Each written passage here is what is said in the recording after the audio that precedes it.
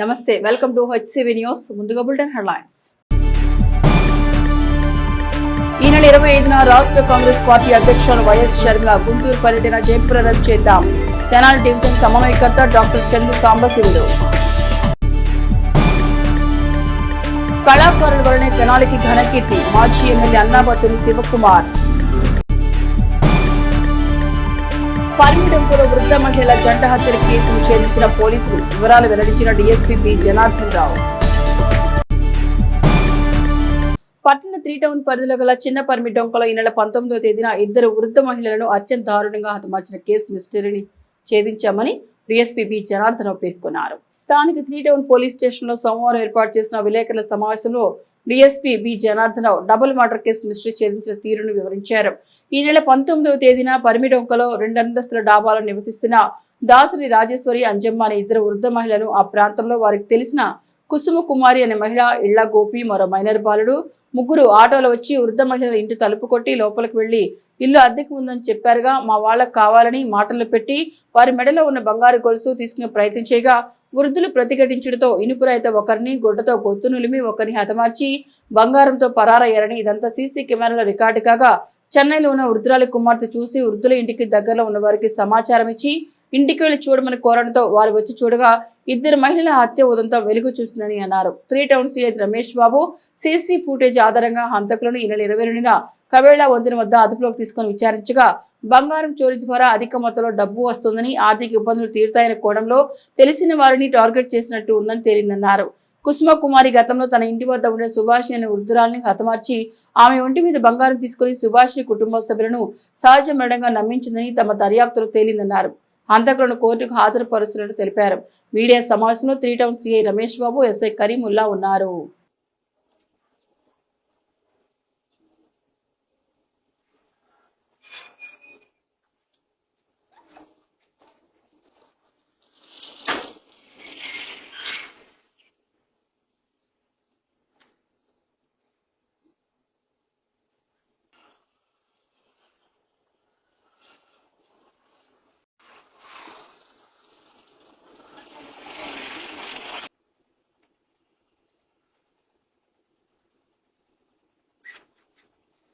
ఈ విచారించే క్రమంలో మాకు వాళ్ళు డిస్క్లోజ్ చేసిన వివరాలు ఏంటంటే వీరు ఇద్దరు కూడా ఓల్డేజ్ పీపుల్ ఏరియాలో నివాసం ఉంటున్న ఈ ముద్దాయిలైన ఇల్లా గోపి, కుసుమ్ కుమారి ఈ చనిపోయిన వారు అక్కడ 40 సంవత్సరాలు బట్టి ఉంటున్నారు. వీళ్ళు కూడా అదే ఏరియాలో 25 సంవత్సరాలు బట్టి నివాసం ఉంటున్నారు. ఆర్థిక బాధలు, అప్పులు ఉన్నాయి. అప్పుల్ని తీర్చడానికి సులువైన మార్గం ఏంటంటే ఒంటరి మహిళలు ఉంటారు, వాళ్ళు వృద్ధులు ఎటువంటిగా ఎదుర్కోరు. వాళ్ళైతే ఈజీగా మనం ఆ బంగారం, మెడలో గొలుసులు, చేతికి గాజులు, చెవిదిద్దులు ఇవన్నీ ఉండడం చూశారు ఆ ఏరియా వాళ్ళే కాబట్టి వారినైతే ఈజీగా మనం థెఫ్ట్ చేయొచ్చు అనే విషయం మీద వాళ్ళు ప్లాన్ చేసుకొని రెక్కీ చేసుకున్నారు. ఈ అమ్మాయి చనిపోయిన వాళ్ళకి ముద్దాయిలు ఇద్దరు కూడా బాగా వెళ్ళనోను, ఎందుకంటే అదే ఏరియాలో తిరుగుతూ ఉంటారు, పలకరిస్తూ ఉంటారు. ఆపర్చునిటీగా తీసుకున్నారు, అంటే బాగా తెలిసిన దాని మీద ఆపర్చునిటీగా తీసుకొని ఫస్ట్ ఈ ముద్దాయి కుసుమ్ కుమార్ వెళ్ళి అద్దెకిస్తానన్నారు కదా, మాకు తెలిసిన వారికి అద్దెకి కావాలి, కింద రూమ్ చూపించమంటే తీసుకెళ్ళిన దాని వెంటనే ముద్దాయిలు ఇద్దరు ఇంకో వెనకాల ఉన్న ముద్దాయిలు వెళ్ళి వాళ్ళని అటెంప్ట్ చేశారు. వాళ్ళు ఎదురు తిరిగే క్రమంలో అక్కడ ఉన్న అప్పడాల కంపెనీకి ఉన్న పాత సామాన్లోంచి ఒక కాటారాయి తీసి తల మీద కొట్టి ఆవిడని చంపేయడం జరిగింది. ఆవిడ మెడలో గొలుసు కూడా తీసుకోవడం జరిగింది. రెండో ఆవిడ చేతికి గాజులు ఉన్నాయి, ఆ గాజులు కూడా తీసుకొని వీళ్ళు ఎస్కేప్ అయిపోయి ఇమీడియట్గా దాన్ని తాకట్టు పెట్టారు, డబ్బులు తీసుకున్నారు, అప్పులు తీర్చుకున్నారు. మాకు సీసీ ఫుటేజ్లో వచ్చిన వివరాలతో వాళ్ళని నిన్న అరెస్ట్ చేశాము. ఇందులో ఒక జొన్నాయిలు కూడా, ఆటో ఉపయోగించి నేరంలో పాల్గొన్న వ్యక్తి జొన్నాయిలు కూడా, అంటే 17 సంవత్సరాల వయసు ఉన్న వ్యక్తి కూడా పాల్గొన్నాడు. అతన్ని కూడా బాల నేరస్తుల కోర్టులో పెట్టి వీళ్ళ ముగ్గురిని కూడా రిమాండ్ చేయడానికి ఈరోజు ప్రెస్ మీట్ పెట్టడం జరిగింది. ఈ ప్రెస్ మీట్లో ముఖ్యంగా ఇంపార్టెంట్గా చెప్పేది ఏంటంటే నేరస్తులు ఎవరో ఇంతకుముందు నేరాలు చేసిన వాళ్ళు కాదు, పాత ముద్దాయిలు కూడా కాదు. అవకాశం, బంగారం ధర పెరిగింది, వాళ్ళకున్న ఆర్థిక బాధలు, వీళ్ళు ఒంటరిగా ఉంటారు అని తెలిసిన వాళ్ళే ఈ హత్యలు చేశారు తప్పితే వీళ్ళు మీరు చెప్పినట్టుగా బందిపోటు దొంగలు కానీ ముఠా నాయకులు ఏం కాదు. తెనాలి పట్టణంలో ఉన్న అందరికి విజ్ఞప్తి చేసేది ఏంటంటే ఎవరిని నమ్మొద్దు. మీరు సీసీ కెమెరాలు ఏర్పాటు చేసుకోవాలి, అలారం సిస్టమ్ పెట్టుకోవాలి. మన ఇంటివైపు, మన రోడ్లోనే, మన పరిసరాల్లో ఉన్న వాళ్ళే కదా అని మీరు ఎవరిని కూడా తక్కువ అంచనా వేయొద్దు. వీళ్ళు అవకాశవాదం తీసుకొని దొంగతనాలు చేయడం, ఎదురు తిరిగితే చంపేయడం జరుగుతూ ఉంది. ఇది తప్పితే ఈ కేసులో డిస్క్లోజర్ పెద్దగా మాకు అనిపించలేదు. వృద్ధులందరూ కూడా చక్కగా మీరు సీసీ కెమెరాలు పెట్టుకోవాలి, డోర్ లాక్ సిస్టమ్ పెట్టుకోవాలి. పరిచయస్తులు వచ్చినా కూడా 1-2 సార్లు క్వశ్చన్ చేయాలి. క్వశ్చన్ చేయకుండా డోర్లు తీసాక మాకు తెలిసిన వాళ్ళు వచ్చారని తీస్తే వాళ్ళే ఈ నేరాలు చేస్తున్నారు. అద్దెకి ఇస్తామని బోర్డులు పెడుతున్నారు, కొత్త వ్యక్తి వస్తే అద్దెకి ఆశపడి చూపిస్తున్నారు. ఇలాంటి పనులు మానుకోండి. పోలీసు వారు చెప్పిన నిబంధనల ప్రకారం కెమెరాలు పెట్టుకోవడం, మీకు మీరు ప్రొటెక్షన్ ఏర్పాటు చేసుకోవడం, అవసరమైన మేరకే ఇంట్లో క్యాష్ పెట్టుకోండి. నగలు అవి మీరు ధరిస్తే వయసులో ఉన్న వాళ్ళు అయితే ఎదురు తిరుగుతారు, వృద్ధులు తిరగలేరనే కారణంలోని ఈ కోణంలోని మాకు ముద్దాయిలు చెప్పిన విషయం. ఈవినింగ్ అయినా పరిమితంగా రోడ్లో ఈవినింగు జనసంచారం ఎక్కువ ఉంటుంది, మార్నింగ్ జనసంచారం ఉంటుంది. మిట్ట మధ్యాహ్నం అందరూ పనులకు పోతారు, ఎవరు ఉండరు. ఆ టైంలో వెళ్ళారు వీళ్ళు 11:30-12 గంటల ప్రాంతంలో. ఎప్పుడైతే జనసంచారం లేదు, ఎప్పుడైతే ఖాళీగా ఉంటుంది అన్న టైంలోనే వీళ్ళు నేరం చేయడానికి వెళ్ళారు. వాళ్ళు సీన్ని క్రియేట్ చేయడానికి ట్రై చేశారు. కానీ ఎవరైతే ఈ అంజమ్మ వియ్యపురాళ్ళు డాక్టరు చెన్నైలో ఉంటారు, ఆవిడ సీసీ కెమెరాలు ఏర్పాటు చేశారు. ఆ సీసీ కెమెరాల ఏర్పాటు వల్లనే ఈ కేసు త్వరగా మనం డిటెక్ట్ చేయగలిగాం. కళాకారుల వల్లే తెనాలి ఖ్యాతి విశ్వవ్యాప్తమైందని, అటువంటి తెనాలిలో నటుడు రచయిత సాంబిరెడ్డి సంస్మరణ సభ ఏర్పాటు చేసిన నిర్వాహకులు అభినందనీయులని మాజీ ఎమ్మెల్యే అన్నాపతిని శివకుమార్ అన్నారు. శ్రీ రామకృష్ణ కవి కళాక్షేత్ర వేదికగా ఆదివారం రాత్రి తెనాలి కళాకారుల సంఘం, ప్రఖ్యా చిల్డ్రన్స్ ఆర్ట్స్ అకాడమీ సంయుక్త ఆధ్వర్యంలో పెదకాకాకు చెందిన నటుడు రచయిత కొండమడుగుల సాంబిరెడ్డి సంస్మరణ సభ కార్యక్రమాన్ని ఏర్పాటు చేయగా మాజీ ఎమ్మెల్యే అన్నాపతిని శివకుమార్ ముఖ్య అతిథిగా పాల్గొని మాట్లాడుతూ సాంబిరెడ్డి కళారంగానికి అందించిన సేవలను కొనియాడారు. ఎంతో మంది గొప్ప గొప్ప కళాకారు వల్లే తెనాలికి ఎనలేని ఖ్యాతి లభించిందని అన్నారు. రచయిత కావూరి సత్యనారాయణ అధ్యక్షతన జరిగిన ఈ కార్యక్రమంలో పలువురు వక్తులు సాంబిరెడ్డి కళాసేవలను ప్రస్తావిస్తూ తమ అభిప్రాయాలను పంచుకున్నారు. ఈ సందర్భంగా కూచిపూడి నృత్య ప్రదర్శనలు, సభ అనంతరం ఎవరు సాంఘిక నాటిక ప్రదర్శించారు. కార్యక్రమంలో రవిబాబు, శ్రీనివాసరావు, జొన్నల పేరిరెడ్డి, ఆర్యదుల కన్నా, అద్దెపల్లి లక్ష్మణ శాస్త్రి, పలువురు కళాకారులు, కళాభిమానులు పాల్గొన్నారు. ఆ బాధని ఆనందంగా భరించగల ధైర్యం ఉంటేనే ఆ నిర్ణయాన్ని తీసుకోవాలి.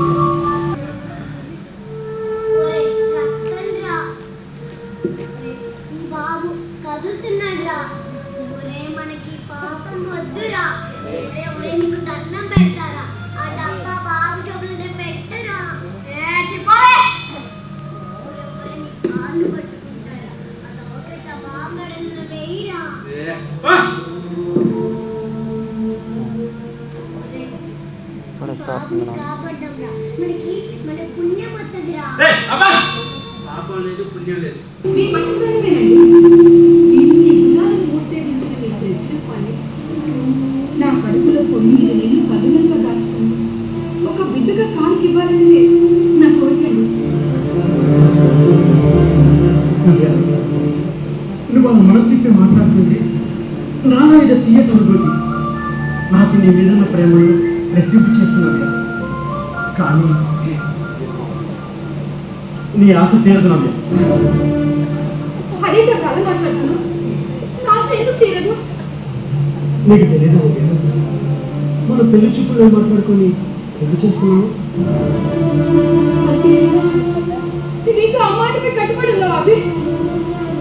నాకు తెలుసు.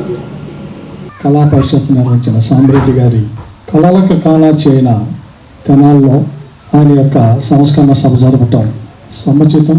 తెనాలి వాసులుగా మనందరం గర్వించదగ్గ విషయం అని చెప్పి ఈ సందర్భంగా మనవి చేస్తూ, ఈ తెనాలకి ఇంత మంచి పేరు వచ్చిందంటే నా అభిప్రాయం అయితే రాజకీయ నాయకుల వల్ల కాదు, కళాకారుల వల్లనే వచ్చింది తెనాలకి ఇంత మంచి పేరు. ఎంతోమంది మహానుభావుల్ని ఈ ప్రాంతం నుంచి అనేక రంగాలకు అందజేసింది. అటువంటి తెనాల్లో సాంబిరెడ్డి గారి వర్ధంతిని జరపటమే కాకుండా ఈ సందర్భంగా ఆ చిన్నాళ్ళని ఎంకరేజ్ చేస్తున్న తల్లిదండ్రులకి హృదయపూర్వక ధన్యవాదాలు చెబుతాం. ఈ కళాకారులు మా ఇంతమంది సినిమా కానీ, డ్రామా కానీ, నాటికలు కానీ, సాహిత్యవేత్తలు కానీ ఇంతమంది ఉండాలని చెప్పుకుంటున్నాం. ఊరకనే డయాస్ వచ్చినప్పుడల్లా చెప్పుకుంటున్నాం తెనాలి నుంచి ఫలానా సూపర్ స్టార్ కృష్ణ తెనాలని. దీనికి ఏదో ఒక రూపం తీసుకురావాలని చెప్పి తెనాలి బండిని ఏర్పాటు చేసి ఈ ప్రాంత కళాకారులకి, సాహిత్యవేత్తలకి విఎస్ఆర్ కాలేజీ దగ్గర తెనాలి బండి ఏర్పాటు చేసి విగ్రహాలు ఏర్పాటు చేసాం. సుమారు 80% ఆ పనులు పూర్తి చేసి సుమారు నాకు తెలిసి ఇప్పుడు ఒక 10 విగ్రహాలు కూడా పెట్టారు. సుమారు నేను శాసనసభ్యుడిగా ఉన్నప్పుడే అదంతా 2 కోట్ల రూపాయల ఖర్చుతో. ఎందుకు పెట్టానంటే ఈ ప్రాంత చరిత్రని భవిష్యత్ తరాలకు తీసుకెళ్ళాలంటే ఇప్పుడు కూడా చరిత్ర చాలా ఇంపార్టెంట్. ఆ భవిష్యత్ తరాలకి ఇంతమంది కళాకారులు సాహిత్యవేత్తలు ఈ ప్రాంతంలో ఉండాలని తెలియాలన్నా ఆ చరిత్ర తెలియాలి. తెనాలి బండిని ఒక మంచి కార్యక్రమంలాగా ఆహ్లాదకరమైన వాతావరణంలో చేయాలని, కానీ నేను 80% చేయగలిగాను. ఎందుకంటే నా 5 సంవత్సరాల టెన్యూర్లో 2 సంవత్సరాలు కరోనా, 3 సంవత్సరాలు మేము పరిపాలించాం. దానికి అంతవరకు రూపం తీసుకొచ్చాం. దయచేసి ఇప్పుడున్న ప్రభుత్వం, ఏ ప్రభుత్వాలు ఏమైనా కావచ్చు, దానికి ఆ కత్తిమయ్య కూడా పూర్తి చేస్తాయని చెప్పి నేను ఆశిస్తున్నాను. ఎందుకంటే జనాలకి ఏ పార్టీ, ఏ రాజకీయ, ఏ ఎమ్మెల్యే ఎవరు ప్రాతినిధ్యం ఇచ్చినా ఈ ప్రాంత ఐడెంటిటీ, అది తెనాలి ఐడెంటిటీయే కళాకారులు, సాహిత్యవేత్తలు. ఈ తెనాలి పట్టణంలో ఎంతోమంది కళాకారులు ఇక్కడ ఉద్భవించి అద్భుతమైన తమ కళా సృష్టితో ఆంధ్రదేశాన్ని బ్రహ్మాండమైన ఖ్యాతి తీసుకొచ్చిన మహోన్నత కళాకారులు ఉన్నటువంటి ఈ తెనాలి పట్టణంలో ఇవాళ సామిరెడ్డి అదృష్టం నిజంగా ఇటువంటి కార్యక్రమం జరపటం. ఇది చాలా గొప్ప కార్యక్రమం. ఒక కళాకారుల కోసం కళాకారులే ఇటువంటి మహత్తరమైనటువంటి కార్యక్రమం చేయటం చాలా గొప్ప విశేషం. ముందుగా చిరునవ్వుతో నిత్యం ఎక్కడ నాటకం జరిగినా అక్కడ ప్రత్యక్షం అయ్యేవాడు, ఎక్కడ స్క్రూటినీ జరిగినా అక్కడ ప్రత్యక్షం అయ్యేవాడు. కళాకారులను అందరినీ కూడా ఆత్మీయంగా పలకరించేవాడు. ప్రతి నాటికకి వెళ్ళి చూసి ఆ కళాకారుల్ని చక్కగా ఆనందంగా పలకరించేటువంటి ఒక సహృదయం ఉన్నటువంటి మనిషి వెనిగండ్ల. రాష్ట్రం నలుమూలల నుంచి అనేక మంది కళాకారులను రావించి వాళ్ళతో ప్రోగ్రాంలు ఇప్పించేవాడు. అటువంటి ఒక సహృదయం ఉన్నటువంటి మనిషి. ఆ మనిషికి ఇవాళ రామకృష్ణ కళాక్షేత్రం మీద అద్భుతమైనటువంటి ఈ కార్యక్రమం ఏర్పాటు చేయటం గొప్ప విషయం. మేమంతా అతని నుంచి చాలా పాఠాలు నేర్చుకోవాలి, తప్పదు. కళాకారుడు ఎలా ఉండాలి, అతని నుంచి చాలా నేర్చుకున్నాం. కొన్ని విధానాల్లో అతను పీక్ వెళ్ళిన విషయాల్లో మేము చాలా మాట్లాడుకున్నాం, కానీ అతనికి ఎక్కువ మాట్లాడలేకపోయాం. చివరిలో జారిపోవడం కూడా కళ్ళారా చూసాం. అతను నిజంగా ఇప్పుడు ఈరోజు లేడు. అతని జ్ఞాపకాలు మాత్రం మిగిలి. జాతీయ కాంగ్రెస్ పార్టీని క్షేత్రస్థాయిలో బలోపేతం చేసేందుకు రాష్ట్ర పార్టీ అధ్యక్షులు వైఎస్ షర్మిలారెడ్డి గుంటూరు జిల్లా పర్యటనకు రానున్నట్లు తెనాలి నియోజకవర్గ Congress party convener doctor Chandu Sambasivudu పేర్కొన్నారు. స్థానిక మారిస్పేటలోని కాంగ్రెస్ పార్టీ కార్యాలయంలో సోమవారం ఏర్పాటు చేసిన మీడియా సమావేశంలో పార్టీ నియోజకవర్గ కన్వీనర్ డాక్టర్ చందు సాంబశివుడు మాట్లాడుతూ ఈ నెల 25వ తేదీన రాష్ట్ర పార్టీ అధ్యక్షురాలు వైఎస్ షర్మిలారెడ్డి గుంటూరు జిల్లా పార్టీ కార్యాలయంలో సమీక్షా సమావేశం నిర్వహిస్తారని తెలిపారు. సంస్థాగతంగా పార్టీని బలోపేతం చేసేందుకు నియోజకవర్గం వారీగా అభిప్రాయాలు తెలుసుకుంటారని, తెనాలి నియోజకవర్గం నుండి కాంగ్రెస్ పార్టీ శ్రేణులు గుంటూరు కార్యక్రమానికి తరలి రావాలని కోరారు. ప్రజాస్వామ్యబద్ధంగా కాంగ్రెస్ పార్టీ ద్వారానే ప్రజలకు మేలు జరుగుతుందని అన్నారు. తెనాలి నియోజకవర్గం కాంగ్రెస్ పార్టీకి బలమైన ప్రదేశమని అన్నారు. విభజన సాకుతో కాంగ్రెస్ పార్టీకి దూరమైన వారంతా గడిచిన దశాబ్ద కాలంగా ఈ ప్రాంతంలో పాలకుల తీరును గమనించారని అన్నారు. ఆధిపత్య పోరు మినహా ప్రజలకు మేలు జరగలేదన్నారు. గుంటూరులో 25న జరిగే కాంగ్రెస్ పార్టీ రాష్ట్ర అధ్యక్షులు వైఎస్ షర్మిల కార్యక్రమాన్ని జయప్రదం చేయాలన్నారు.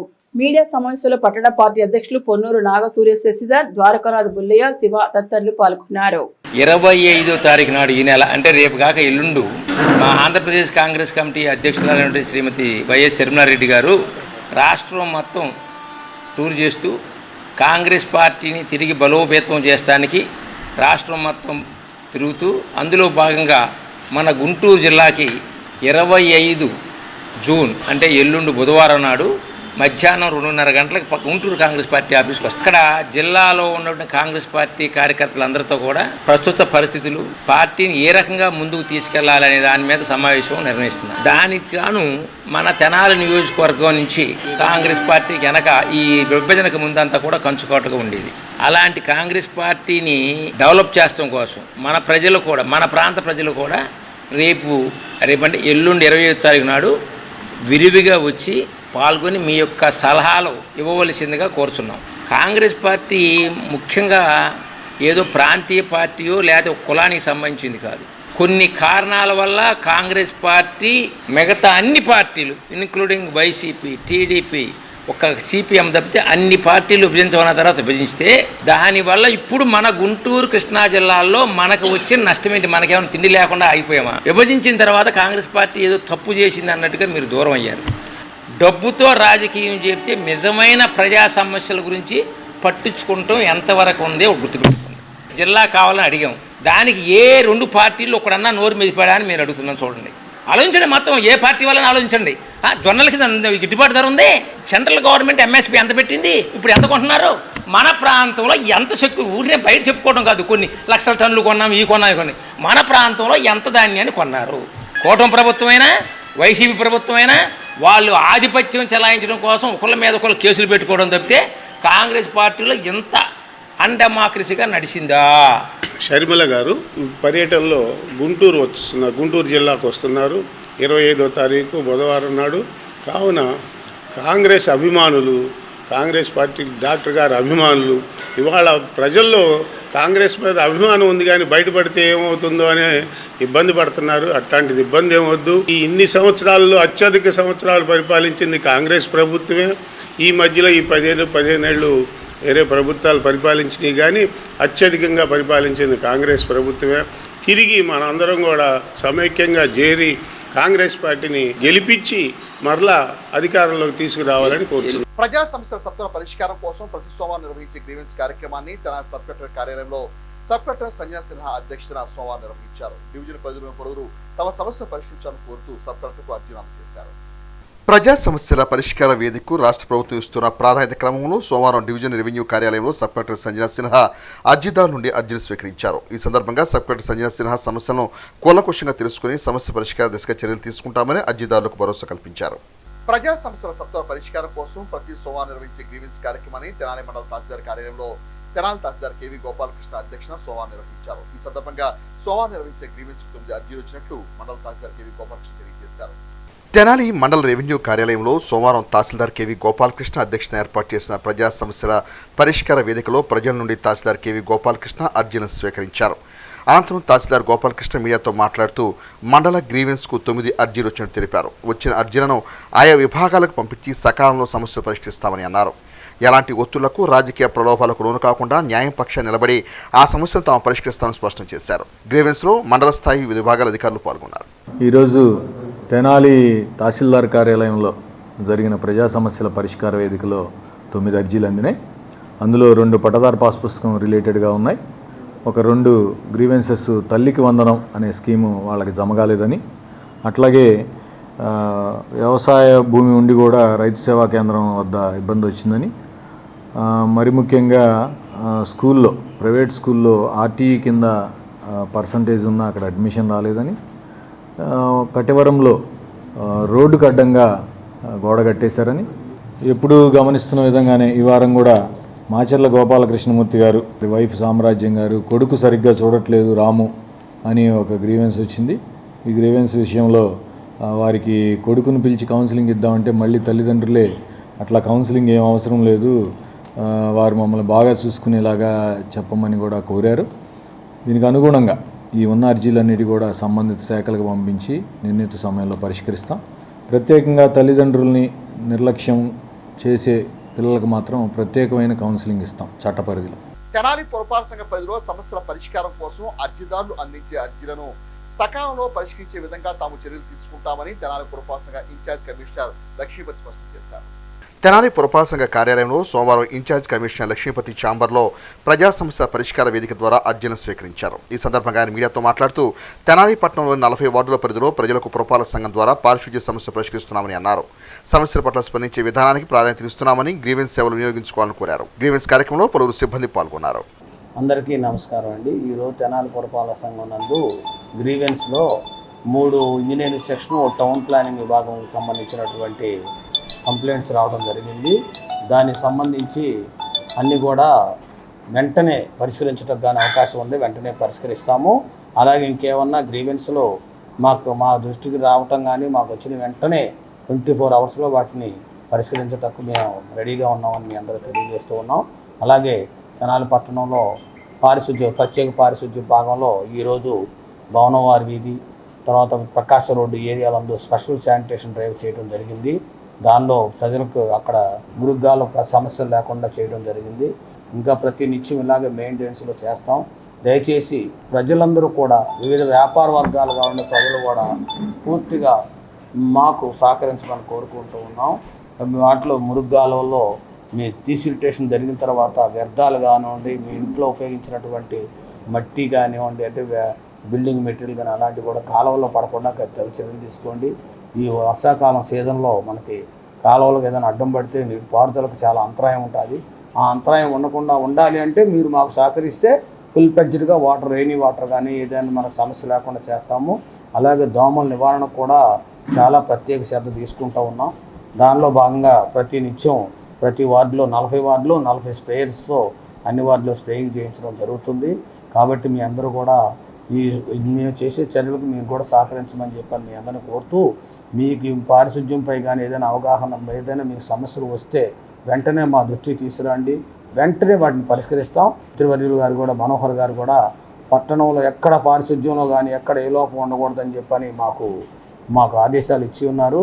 అందుపై పురపాలక సంఘం తరఫున ప్రత్యేక కార్యక్రమాలు, ప్రత్యేక శ్రద్ధ తీసుకోవడం జరుగుతూ ఉంది.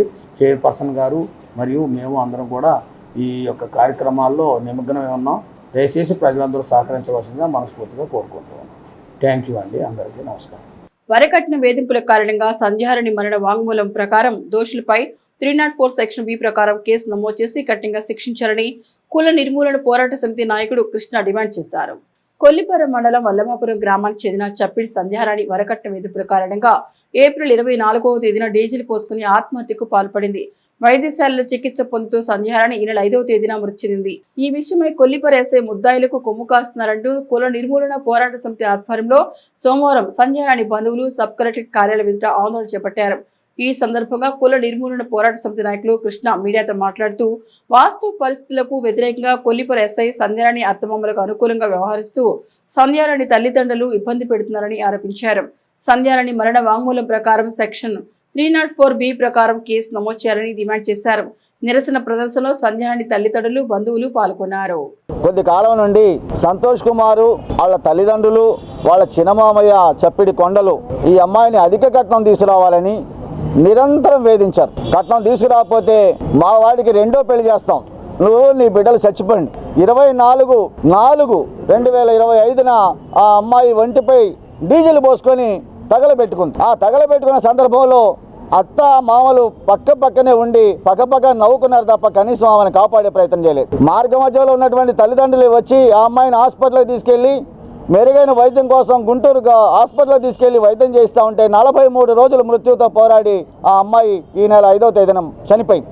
హాస్పిటల్లో చేరినప్పుడు కొల్లిపర ఎస్ఐ 2 రకాల స్టేట్మెంట్స్ తీసుకున్నారు. ఆమె జడ్జి గారి ముందు కూడా స్టేట్మెంట్ ఇచ్చింది. ఆ స్టేట్మెంట్లో ప్రధానంగా తన భర్త సంతోష్ కుమారు, అత్త కుమారి వసంతరావు, ఆయన మామ వసంతరావు, ఆయన చిన్నమామ చప్పిడి కొండలు నిరంతరం వేధించారయ్యా, నా చావుకు కారణం వాళ్లే అని చెప్పేసి వాళ్ళ మీద కంప్లైంట్ చేస్తే దాన్ని పక్కన పెట్టి కొల్లిపర ఎస్ఐ కేవలం ఆమె భర్త అత్తమామల మీదే నామమాత్రం సెక్షన్లు పెట్టి వదిలేశారు. ఆమె చనిపోయిన తర్వాత శవాన్ని పోస్టుమార్టం చేయకుండా 4 రోజులు మార్చురీలో ఉంచారు.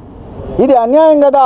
మా బిడ్డను పోస్టుమార్టం చేసి అప్పగించండి అంటే మేము తులమపాలం ఇస్తాం, మా మీద కేసు లేకుండా చెయ్యి, కేసు లేకుండా చేస్తేనే ఇస్తాం, అప్పుడు మాత్రమే పోస్టుమార్టం చేస్తామని వాళ్ళు బలవంత పెడితే తల్లిదండ్రులు అంగీకరించినందుకు ఎస్ఐ వాళ్ళని వేషాలు వేస్తున్నారా, మీ సంగతి తెలుస్తామని మాట్లాడారు.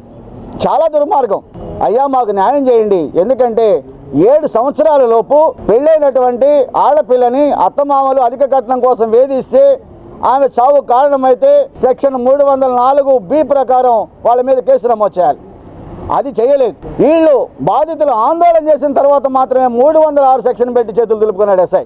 ఇవాళ 304B సెక్షన్ పెట్టమంటే అది పెట్టడానికి అవకాశం ఉందని ఇక్కడ ఉన్నటువంటి పీపీ గారు చెప్పినా ఆయన నిరాకరించి పెట్టకుండా ఇచ్చేస్తున్నటువంటి సందర్భాల్లో మేమేమంటున్నామంటే చట్టాన్ని కాపాడాల్సినటువంటి ఒక ఎస్ఐ చట్టానికి వ్యతిరేకంగా నిందితులకు అనుకూలంగా పని చేయొద్దు.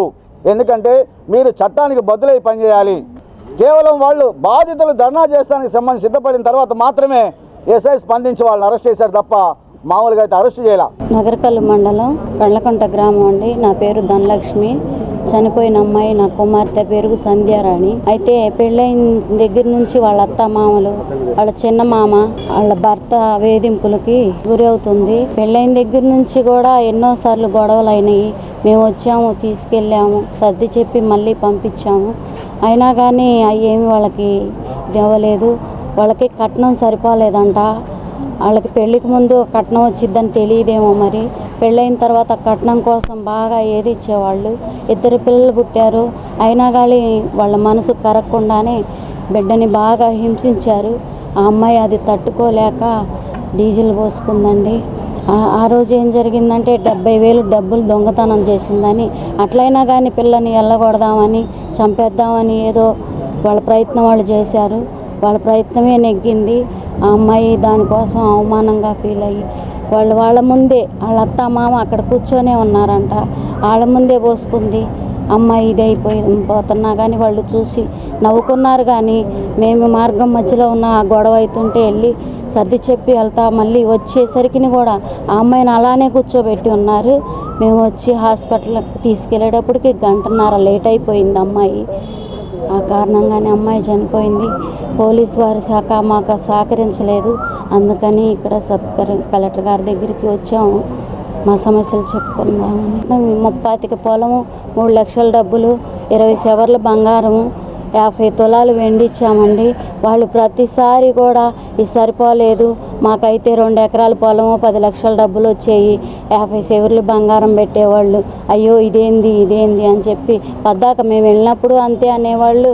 అమ్మాయిని ప్రతిరోజు దాని ద్వారా కానీ హింస పెడతా ఉన్నారండి. అది తట్టుకోలేకపోయింది అమ్మాయి.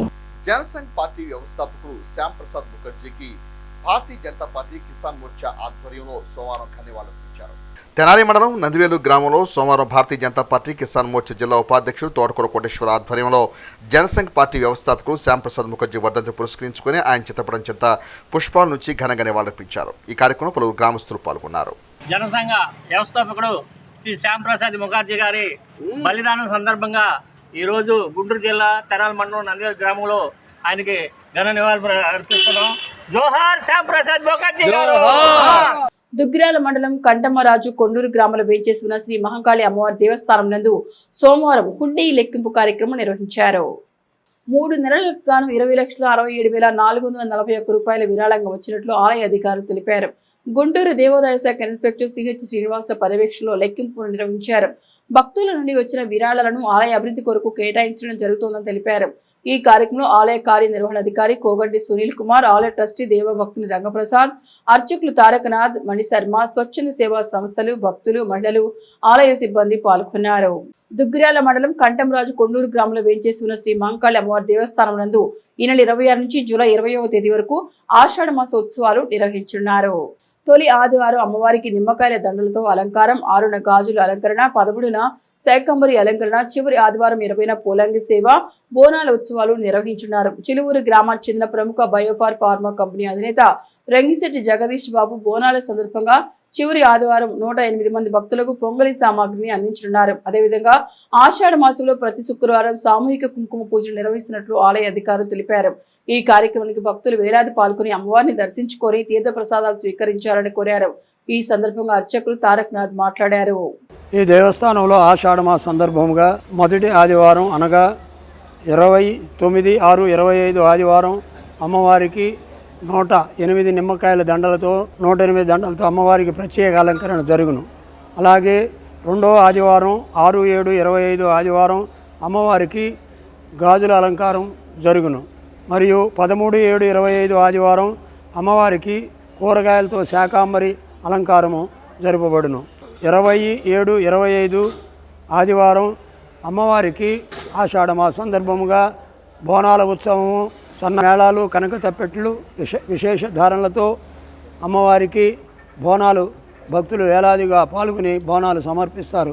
కావున భక్తులు 50 మంది ఆషాఢ మాసంలో శ్రీ మహంకాళి అమ్మవారిని దర్శించి తరించి మీ యొక్క కోరికలు విన్నవించుకొని అమ్మవారి కృపకు పాత్రలు అవుతారని ప్రార్థించుతున్నాం. ఇట్లు వారి దేవస్థానం. మండల కేంద్రం దుగ్గిరాలలో ఉన్న 3 పోలింగ్ బూతుల వద్ద సోమవారం భారతీయ జనసంఘం వ్యవస్థాపకులు డాక్టర్ శ్యామ్ ప్రసాద్ ముఖర్జీ 73వ వర్ధంతి వేడుకలను ఘనంగా నిర్వహించారు. పార్టీ నాయకులు చుండూరు ఉమామహేశ్వరరావు, కొంగర జోగేంద్ర ప్రసాద్, కోనంగి కృష్ణ ఆధ్వర్యంలో జరిగిన కార్యక్రమంలో ముఖర్జీ చిత్రపటానికి పూలమాల వేసి నివాళులు తెలియజేశారు. ఈ కార్యక్రమంలో మండల పార్టీ అధ్యక్షులు పసుపురెడ్డి గణేష్, తాడిపిని శ్రీధర్, పాటిబండ్ల రాజారావు, చల్లా వెంకటేశ్వరరెడ్డి, చలపాక రత్నప్రసాద్, రామ్మోహన్ రావు తదితరులు పాల్గొన్నారు. ఈ సందర్భంగా నాయకులు మాట్లాడారు. శ్యామ్ ప్రసాద్ ముఖర్జీ గారు కలకత్తా నగరంలో 1901లో జన్మించి వాళ్ళది న్యాయవాదుల కుటుంబం.